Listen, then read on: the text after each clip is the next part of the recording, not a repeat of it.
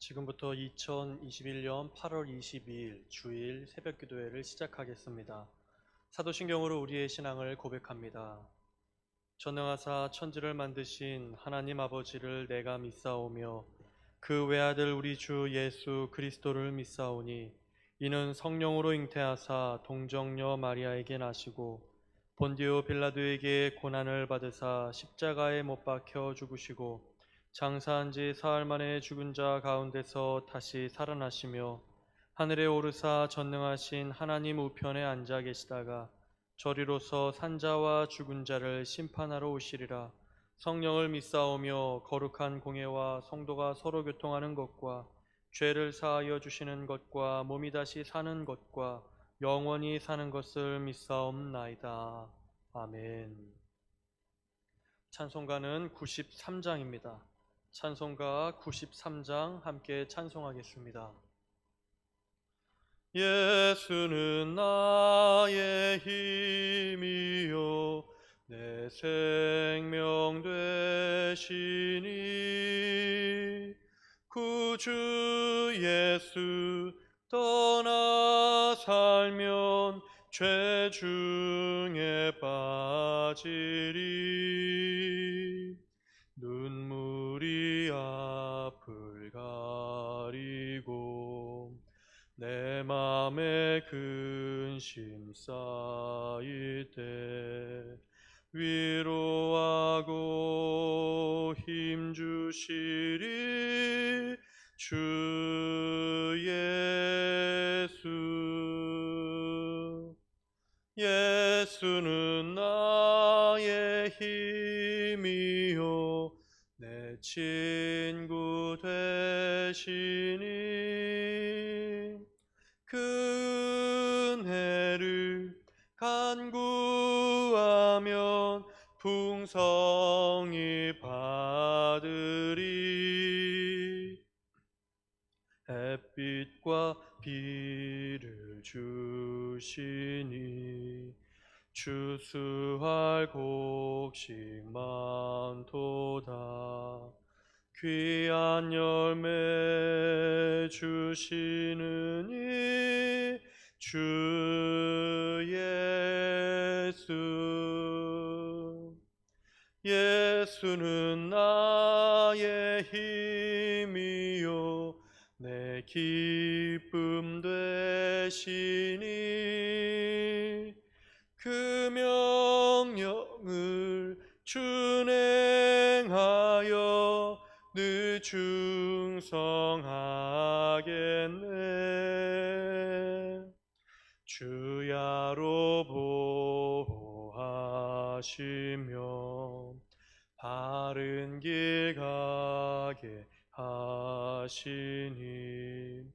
의지하고 따라가리 주 예수.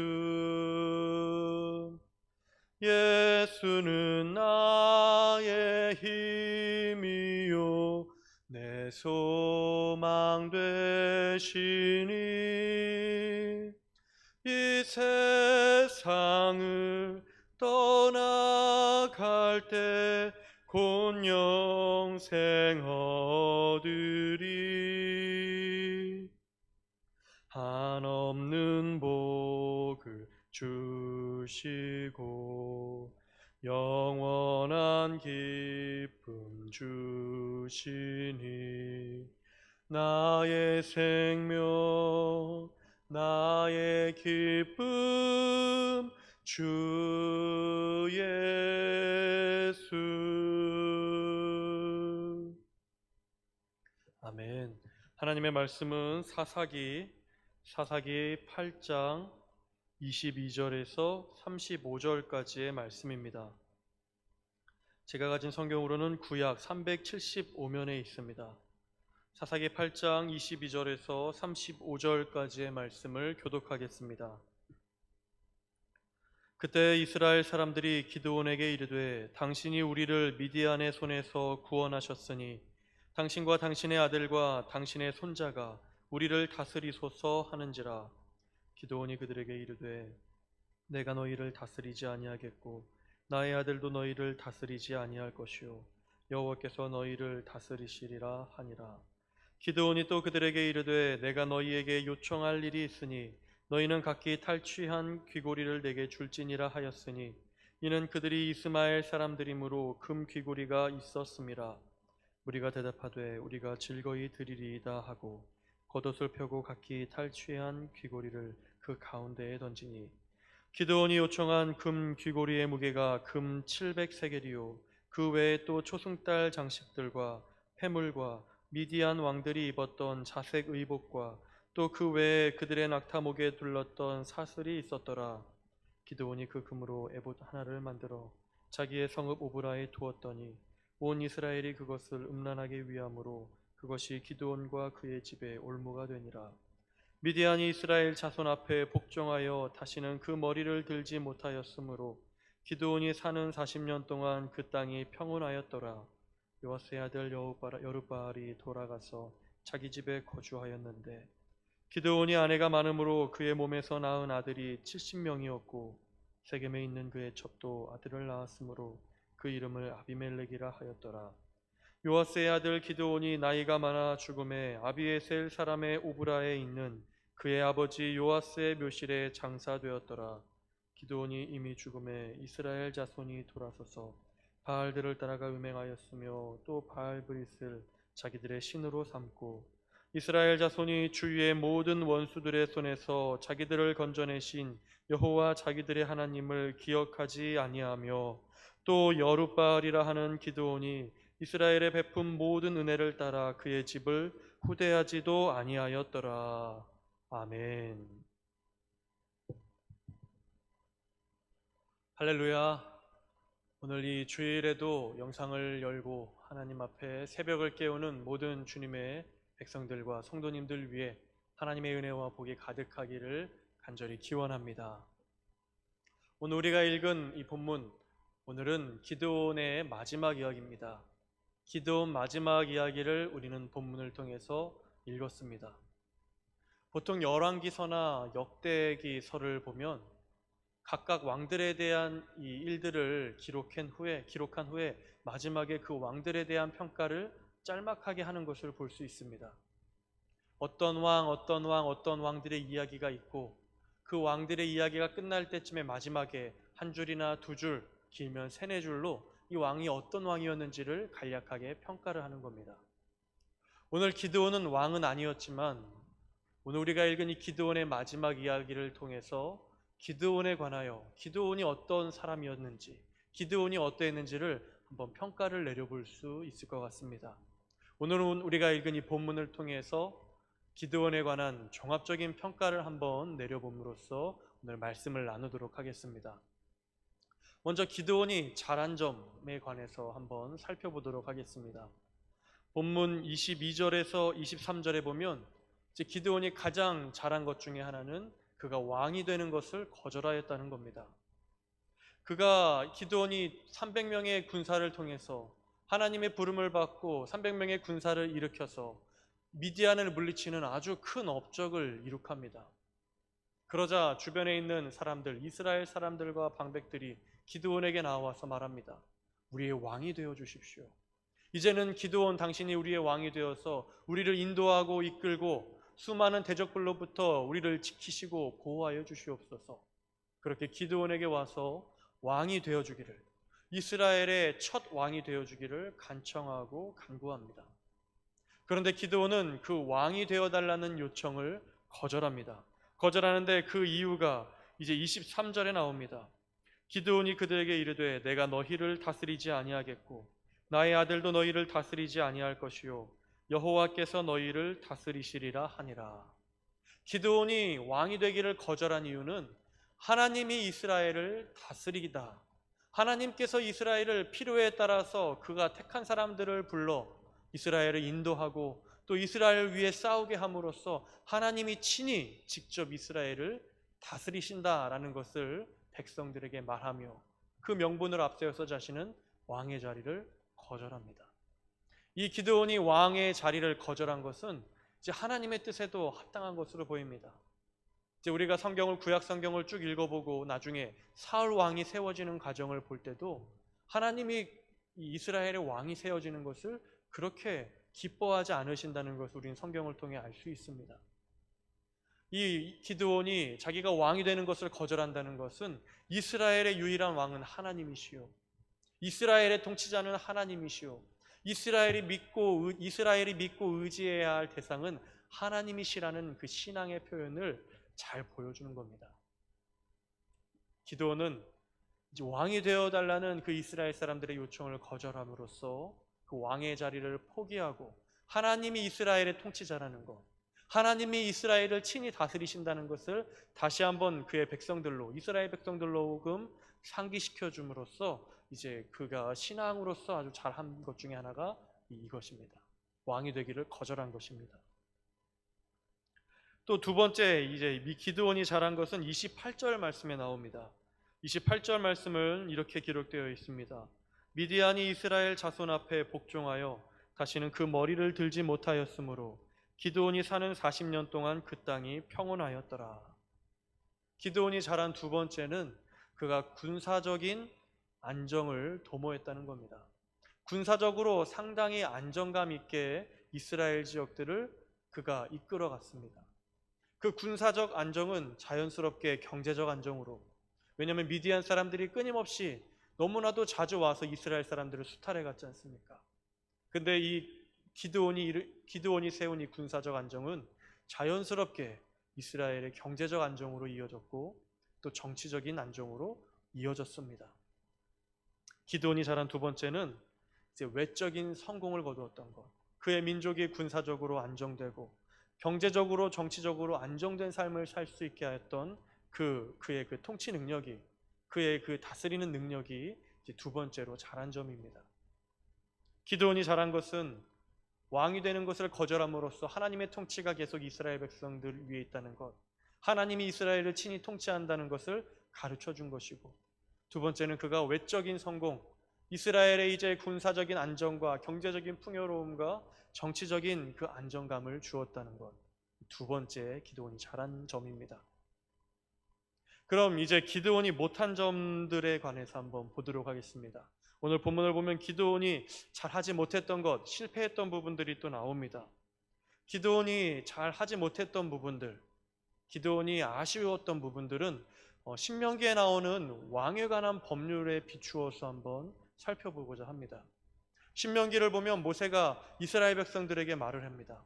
너희들이 가나안 땅에 들어갔을 때 혹시라도 왕을 요청하는 일이 있거든, 왕을 세워야 한다는 그런 결정을 내리게 되거든, 너희들이 세울 왕은 이러이러한 사람을 뽑아야 되고 너희들이 세울 왕은 이렇게 행하며 살아야 한다라고 쭉 목록을 나열한 법률이 있습니다. 율법이 있습니다. 그 내용을 토대로 기드온이 잘하지 못한 점들을 비추어서 한번 평가를 해보고자 합니다. 물론 기드온은 왕이 아니었습니다. 스스로 왕이 되기를 거절했지만 기드온은 실질적으로 왕의 버금가는 권력과 권세를, 능력을 지니고 있었습니다. 그래서 그 왕의 법에 비추어서 오늘 기드온을 평가해 보도록 하겠습니다. 그 왕의 법, 신명기에 나와서 신명기 17장에 나오는 왕에 관한 법은 이제 크게 네 가지로 정해져 있습니다. 첫 번째는 왕을 세울 때 하나님이 택하신 사람을 세워야 한다는 겁니다. 이방 사람들, 능력 있는 다른 타국인들 중에서 왕을 뽑는 것이 아니라 이스라엘 사람들 가운데서 하나님이 택한 사람, 오늘 하나님이 사사를 택하였던 것처럼 왕도 하나님이 택한 사람을 세워야 한다. 그것이 왕에 관한 첫 번째 율법의 내용입니다.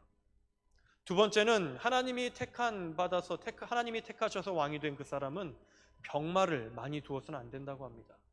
병마를 많이 들고 말을 많이 키우기 위해서 애굽으로 돌아가서 그들과 화친을 맺고 많은 병마를 끌어오려고 하는 그런 일을 해서는 안 된다고 합니다.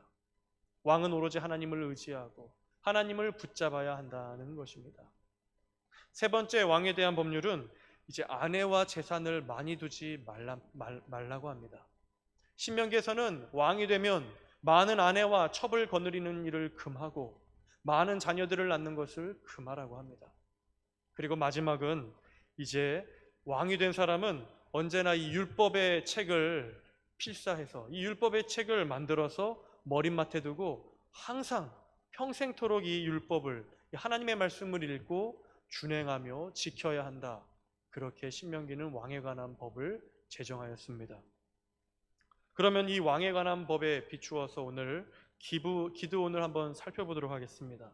기드온이 이 왕에 관한 법에 비추었을 때 잘못했던 점 24절에서 27절 말씀에 나옵니다. 24절에서 27절을 보면 기드온이 왕이 되어달라고 요청하는 이스라엘 백성들을 물리치면서 그들에게 요청을 합니다. 무슨 요청을 하느냐면 너희들이 달고 있는 귀걸이를, 그 금붙이나 보석붙이를 다 떼서 나에게 주십시오. 이스라엘 백성들에게서 기드온은 그 귀걸이나 여러 가지 금붙이를 받아서 그걸 가지고 이제 27절 말씀에 보면 그 금으로 에봇 하나를 만들었다고 합니다. 이 에봇은 제사장의 옷에 들어가는 에봇, 그 옷의 개념이 아니라 한 형상, 신상, 우상의 신상과 같은 형상을 에봇이라고 말합니다. 이 형상, 신상을 만들어서 이 기드온은 자기가 살고 있는 오브라 성읍에 두었다고 합니다.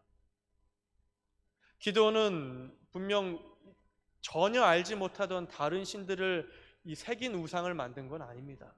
자기를 도와주시고 자기를 전쟁에서 승리하게 하신 그 하나님에 관한 어떤 표현을 담아서 에봇을, 신상을, 형상을 만들어 자기가 살고 있는 성읍에 두었습니다.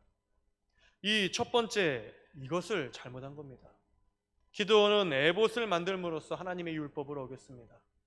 어떠한 우상도 형상도 신상도 그것이 비록 하나님을 지칭하는 것이라고 해도 그 어떠한 형상과 우상도 만들지 말라는 그 하나님의 율법을 어긴 겁니다. 항상 율법을 머리맡에 두고 율법을 묵상하며 율법을 따라야 했던 그 왕의 법을 기드온은 어기고 있는 것입니다. 기드온이 가장 잘못한 첫 번째는 그가 에봇이라는 우상을 그의 성읍에 세워두었다는 겁니다. 그 결과가 어떻게 되는지 27절에 나옵니다.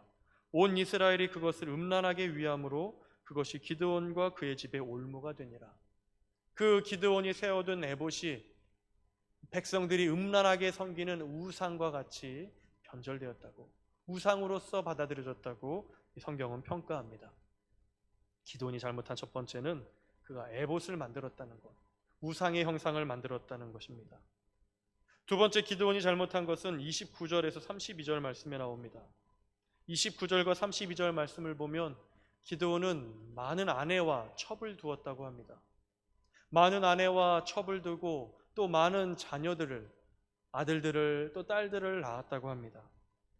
왕에 관한 율법에서 이제 왕이 될 사람은 아내를 많이 가지지 말고 첩을 두지 말고 이제 너무나도 많은 자녀들을 낳지 말라고 이제 왕의 법령에 정해져 있는데 기드온은 이제 그 왕의 법령을 지키지 않은 겁니다. 가나안 땅에 들어가서 지켜야 할 그 리더의, 지도자의 법을 어긴 겁니다. 마지막 세 번째로 이제 기드온이 잘하지 못했던 것은 기드온이 33절에서 35절을 보면 기드온이 신앙의 전달을 잘하지 못했다는 겁니다. 기드온이 사는 날 동안 40년 동안은 군사적으로도 평온했고 경제적으로 정치적으로도 안정됐습니다.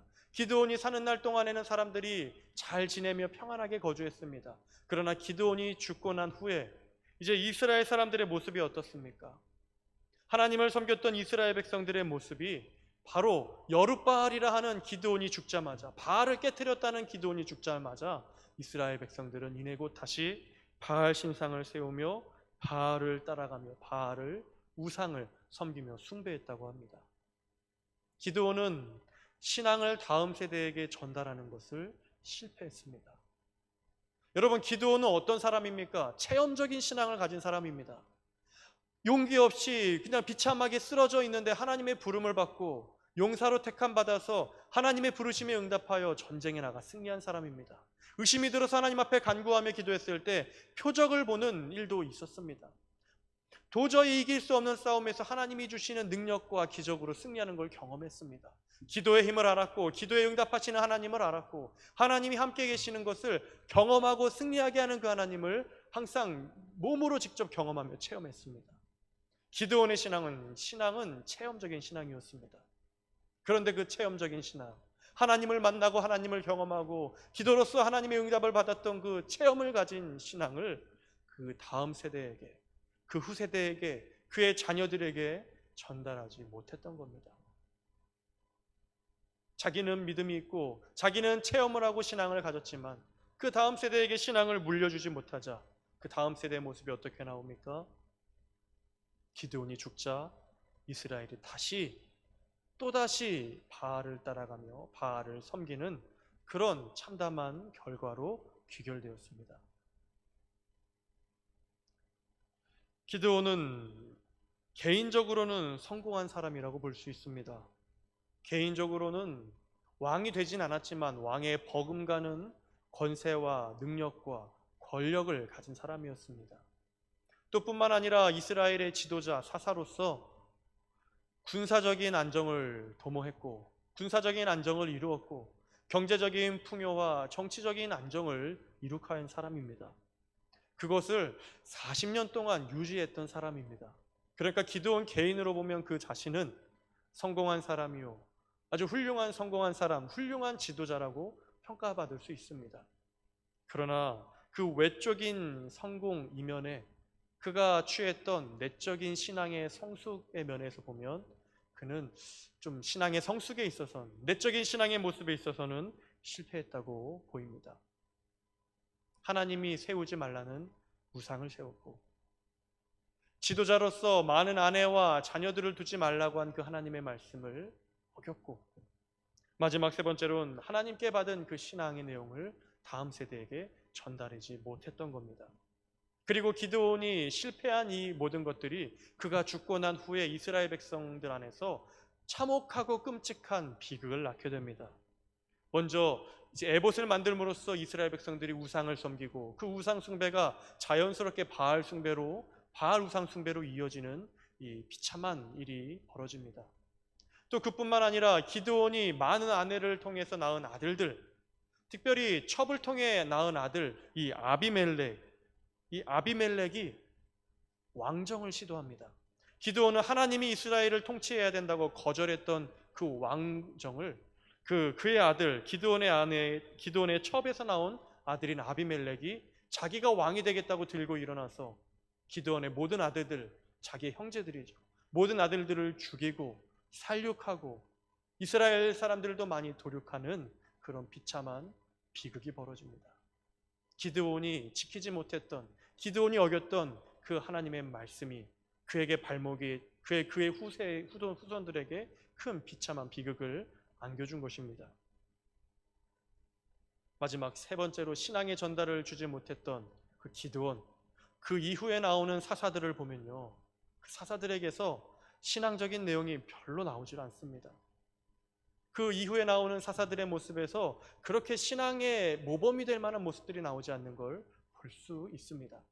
그리고 사사기 마지막에 가면 너무나도 사람들이 하나님을 어떻게 섬겨야 하는지 알지 못한 채 참담한 모습으로 하나님을 거역하고 하나님 보시기에 너무나도 그릇된 모습으로 살아가는 것이 이 사사기 마지막 부분에 나옵니다.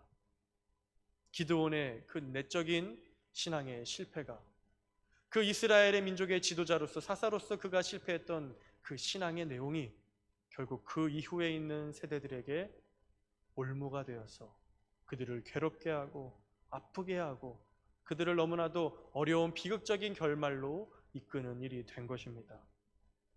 사랑하는 성도 여러분, 외적인 성공 참으로 중요합니다. 오늘 기드온이 이루었던 이 외적인 성공, 40년 동안 이스라엘 민족을 안정적으로 다스리고 이끌어온 그런 외적인 성공, 기드온이 왕의 버금가는 권력과 권능과 권세를 가졌던 그 성공, 모든 사람들로부터 존경받고 이제 높은 자리에 위치에 올라가는 그 성공도 중요합니다만 그것보다 더 중요한 것은 내적인 신앙의 성숙이라는 것을 우리는 기도원을 통해서 볼 수 있습니다. 하나님을 진실로 경외하고 하나님의 율법을 따르며 평생 하나님의 말씀을 따르며 살아가는 그 신앙의 성숙이 우리를 잘되게 할 뿐만 아니라 우리를 하나님 안에서 구원을 베풀 뿐만 아니라 다음에 오는 신앙의 세대들에게도 놀라운 은혜로 임하게 될 줄로 믿습니다. 사랑하는 여러분, 외적인 성공뿐만 아니라 그보다 더 먼저 내적인 신앙의 성숙을 이루게 되기를 바랍니다. 우리 안에 내적으로 쌓여진 그 신앙의 성숙이 하나님을 통하여 일하는 데 쓰임받는 도구로 되고, 우리의 이 내적인 신앙의 성숙이 다음 세대들로 전달되면서 이 땅에, 또 이 교회에, 이 나라에 하나님의 사람들의 백성이 하나님을 믿는 신앙이 계속 이어져가는 놀라운 은혜가 있기를, 또 여러분 가정에 그런 은혜가 있기를 주님의 이름으로 축원합니다. 기도하겠습니다. 하나님 아버지, 감사합니다. 우리가 기드온의 이야기를 살펴보면서 기드온에게 배워야 할 점과 또 아쉬운 점을 함께 살펴보았습니다. 주님, 우리가 내적인 신앙의 성숙을 이루게 하여 주시옵소서. 내적인 신앙의 성숙을 기반으로 한 외적인 결과와 결실을 맺을 수 있게 허락하여 주시고, 하나님, 그렇게 하나님을 내적인 깊은 신앙으로 믿음으로 살아가며 사랑하며 섬기는 그 은혜와 믿음이, 또 신앙이 다음 세대들로 잘 이어져 갈 수 있도록 주님 우리를 인도하시고 붙들어 주시옵소서. 이 모든 간구 예수 그리스도의 이름으로 기도하오며 이제는 주기도문으로 함께 기도하겠습니다. 하늘에 계신 우리 아버지여, 이름이 거룩히 여김을 받으시오며 나라가 임하시오며 뜻이 하늘에서 이루어진 것 같이 땅에서도 이루어지이다.